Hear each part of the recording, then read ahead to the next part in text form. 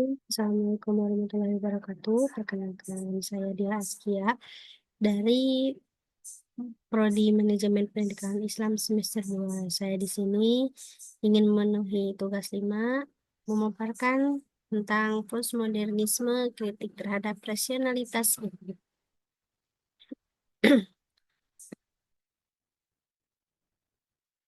Yang pertama ada positivisme atau modernisme.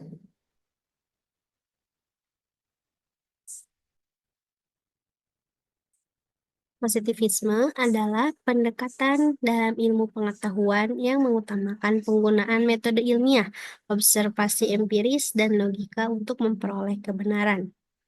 Auguste Comte sebagai pencetus utama menyatakan bahwa ilmu hanya sah jika berbasis fakta yang dapat diukur dan diuji secara objektif. Jadi, positivisme itu dikembangkan oleh Auguste Comte. Lalu, positivisme juga ilmunya harus berbasis observasi dan logika ilmiah, terus menekankan objektivitas dan kepastian. Nah, karakteristik utama positivisme itu yang pertama berbasis pada observasi empiris dan metode ilmiah. Yang kedua, menekankan objektivitas dan rasionalitas. Yang ketiga, menghindari unsur subjektivitas dalam analisis ilmu. Contoh dalam dalam manajemen pendidikan Islam. Yang pertama, evaluasi keberhasilan pendidikan didasarkan pada angka-angka kuantitatif. Contohnya ujian nasional atau nilai rapor. Yang kedua yaitu dengan struktur manajemen pendidikan yang hierarkis dan biokratis. Lalu yang kedua ada postmodernisme.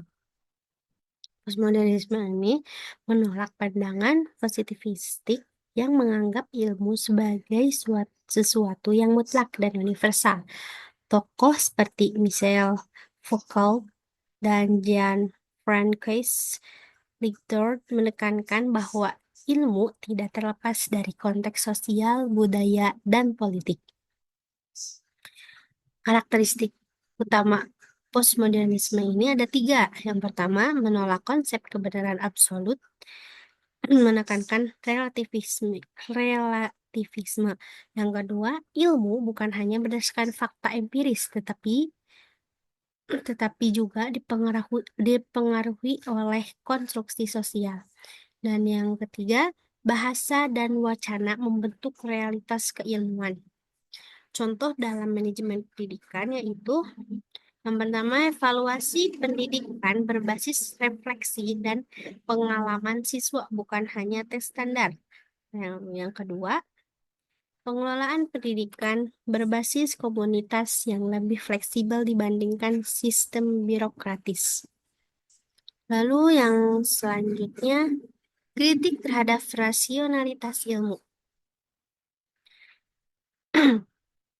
Postmodernisme mengkritik positivisme dengan beberapa argumen. Yang pertama, ilmu bukan sesuatu yang mutlak.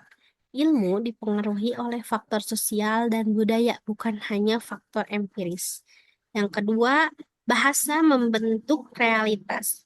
Ilmu tidak dapat terlepas dari wacana yang membangunnya. Yang ketiga, ilmu sebagai alat kekuasaan. Itu standaritas pendidikan seringkali menghilangkan metode alternatif yang lebih konstekstual. Jadi, disingkat, kritik terhadap realisasi ilmu tidak bebas nilai, dipengaruhi budaya dan kekuasaan. Lalu, bahasa membentuk kebenaran, standaritas menekan pendekatan alternatif.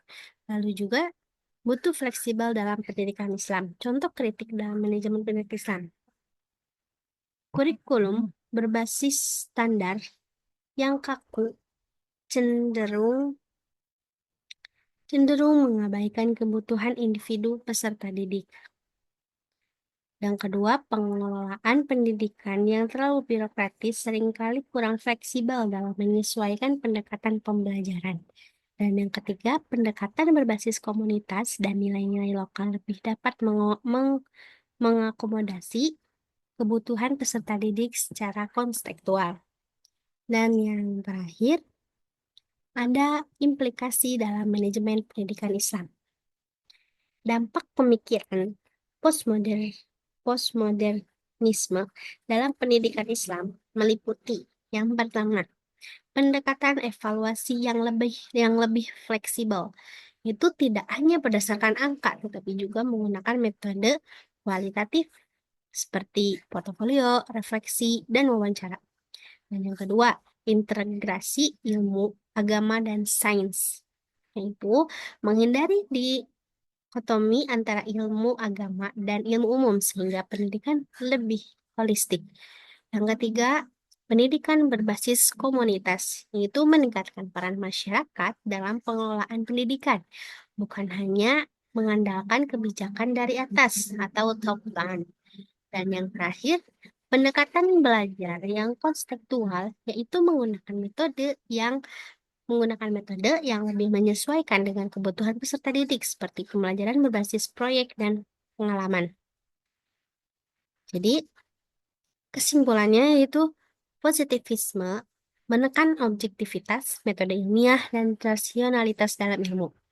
Kalau dan pos postmodernisme mengkritik pendekatan ini dengan menekankan relativisme, dan subjektivitas.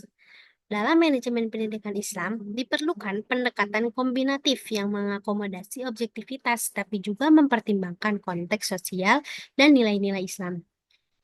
Pendekatan pendidikan yang lebih fleksibel berbasis komunitas dan mengakomodasi metode alternatif lebih sesuai dengan prinsip-prinsip pendidikan Islam yang holistik. Mungkin cukup sekian yang dapat saya paparkan. Mohon maaf bila banyak kesalahan atau kekurangan, mohon dimaklumi. Terima kasih atas perhatiannya. Assalamualaikum warahmatullahi wabarakatuh.